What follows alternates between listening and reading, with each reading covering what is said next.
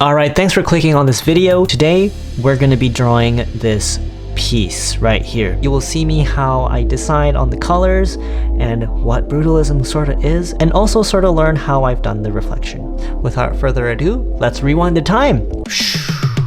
Alright everybody, welcome back to another day of daily sketching. Today's topic is murky. I already have some sort of idea on what color I'd like to use. I want to use one of these greenish colors. These are perfect for mixing with dark grays and light grays to create this swamp-like apocalyptic looking scene. So I'm just going to go ahead and roughly create a big block of floating concrete as well as small block of floating concrete. I want to create a nice swampland and make a nice reflection in the drawing, so a little bit of symmetry would be ideal. Whenever you're doing a perspective drawing, it's important to keep the head of the character just about in the height of the horizon line.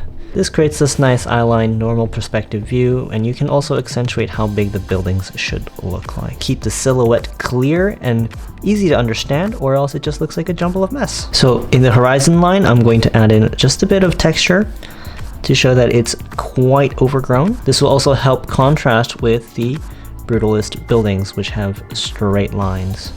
What's funny about Brutalism, that it started out as like a movement where they're like form follows function. I'm not an architecture professor, so take what I say with a grain of salt. What I was saying was, in Brutalism, it was like the beginning of minimalism. They didn't want to add all those decors and just make buildings basically just the shape. Just only use materials that are necessary for people to live. Basically, utilitarian-like ideology. Not to say that's a bad thing. There are time and place for things, and when people look at something, it evokes some sort of emotion. And just like this drawing I'm having here, it's evoking some sort of emotion to you guys. From what I can tell, this is quite the brutal emotion you'll feel, hence the name Brutalism. Why don't we go ahead and add in the foreground here? So it's an apocalypse, maybe he has like a nice hood or raincoat. He looks like a tree, honestly. Why don't we make him hold some sort of weapon or an axe? When you want to do some reflection, it's really nice if you can have a nice vertical line coming from the top to the bottom. This way it creates a level of detail information, since the bottom part probably looks a little bit more detailed than whatever it's in the top because it's further away from things you see. That looks good to me. Why don't we start in color? Let's just start with coloring the entire scene mostly green. Just hinting that there's a green information already adds this murky feeling to it. Even only just coloring the edge, our eyes sort of fill in the gaps and think that everything else is also green around it. Make sure to not overcolor the background, because the background usually is lighter in color than whatever it's in the foreground. So I'll probably add the most detail here. That way our eyes can focus on that and everything else just looks like it's in the background. Let's add in some gray here. And as this is a bit wet on the ground, I'm gonna try and add a nice reflection down here. Make it feel like it's part of the ground. And I'm drawing with my feeling. I'm just feeling things out. I'm not really testing anything or thinking about too much. I'm just doing what I think it feels right. And you guys should do that too. Believe in your instincts. There's nothing right or wrong when it comes to art. It's just different ways of showing things and different ways of expressing things. Art is about expression, and you should never forget that whenever you're drawing. Because at the end of the day, who's to say your art is right or wrong, right? Some people might like your art based on what kind of style you have, and some people might not like it, which is also fine. There's nothing wrong with not liking an art style. But what's important is you don't lose yourself, okay? There are a lot of information these days with TikTok and Instagram. Everybody has their own art style going on, and some people hate some art styles, like the bubblegum, what is it, bubblegum jelly? Jelly bubblegum? I forgot. I actually like that art style, it's very cute.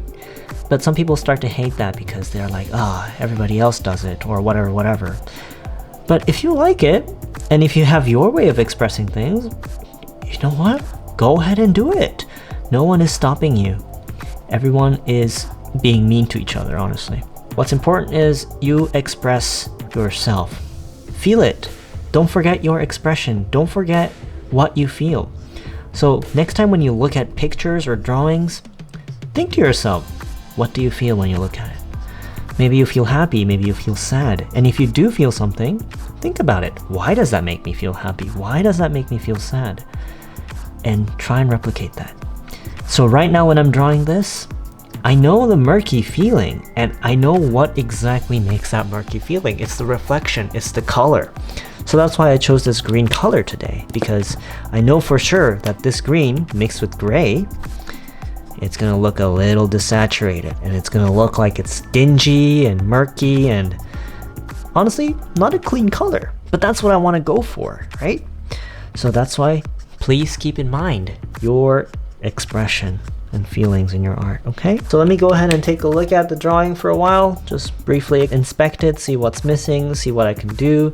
I noticed that I haven't really highlighted the edge of these buildings. I want to accentuate it with the 08, so I'm going to go ahead and do that. I'm going to go over the line and sort of add the additional, you know, sketch lines like that to show that it's a sharp edge. And I think I've sort of got that there. So you can sort of see that this too is accentuated. The people looks kind of half drawn, so I'm gonna go ahead and fully shade it in, add in the shadows more, and maybe blend it in just a bit towards the edge.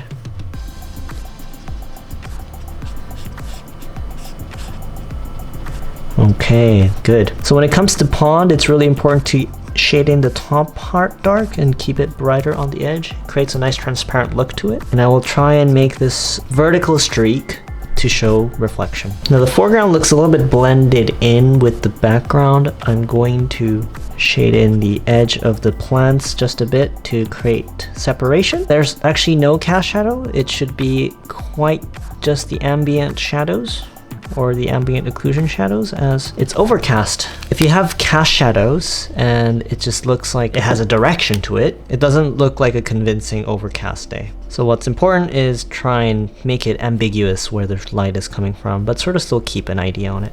So I know for a fact that light's sort of coming from here, but I'm still keeping it ambiguous by mixing and matching, and also kind of shading things in. And right, remember how I talked about things in the foreground usually is darker than the background? I'm gonna accentuate that and show that by sort of brushing in like that.